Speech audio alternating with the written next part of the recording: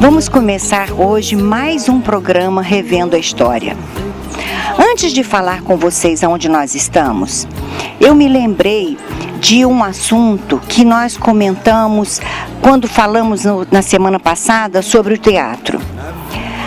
Na última semana, quando nós fizemos o teatro, um amigo que assistiu fez questão de nos dizer que em agosto de 1924, quando faleceu o seu José Vicente Dias, todos se lembravam das ações de caridade que o Grupo Beneficente Dias Braga fazia.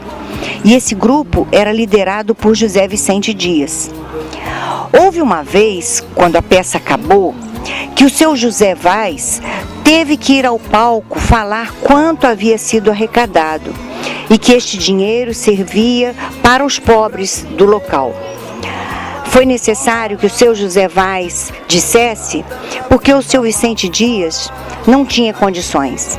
Ele estava agarrado nas cortinas, chorando e dizendo: "É tudo para os pobres, tudo é para os pobres."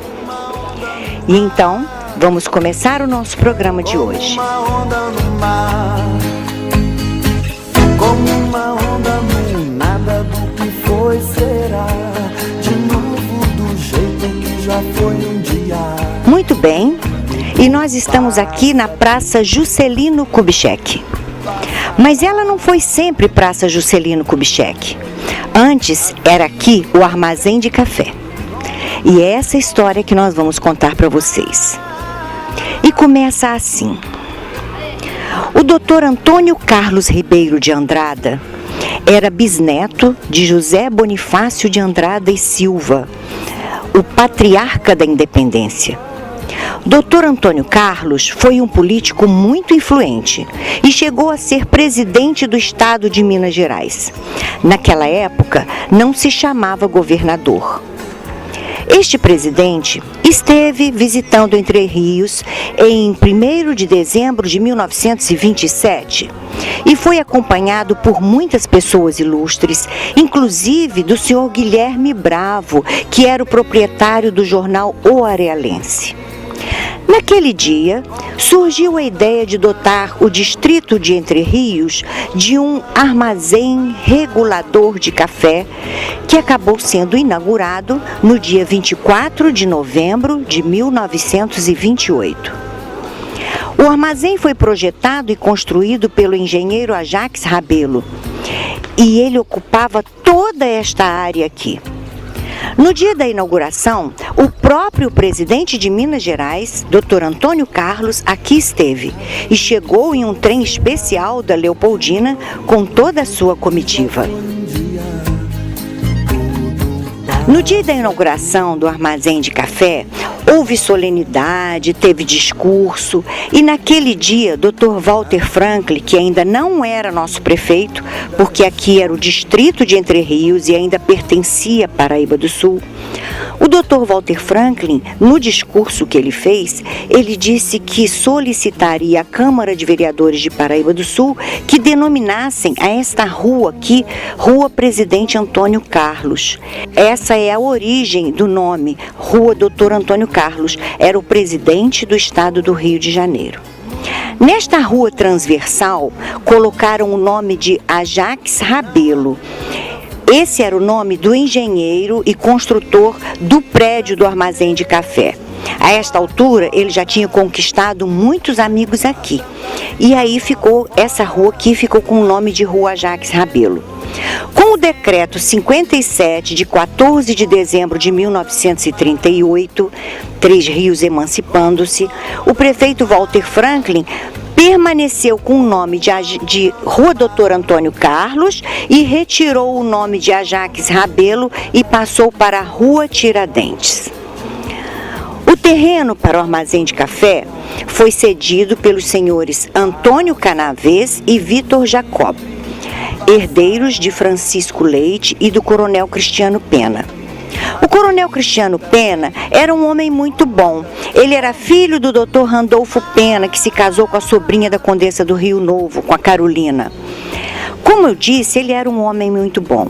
Já falamos em outro programa que o coronel Cristiano Pena permitiu que saíssem os canos para fornecer água ao Colégio Nossa Senhora da Piedade, lá na Praça Antônio Mendes. Esses canos poderiam sair da casa dele para fornecer água para lá.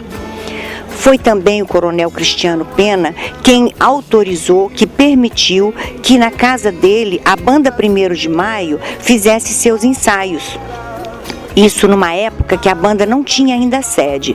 Então a banda 1º de Maio fazia os ensaios lá, na casa do coronel Cristiano Pena.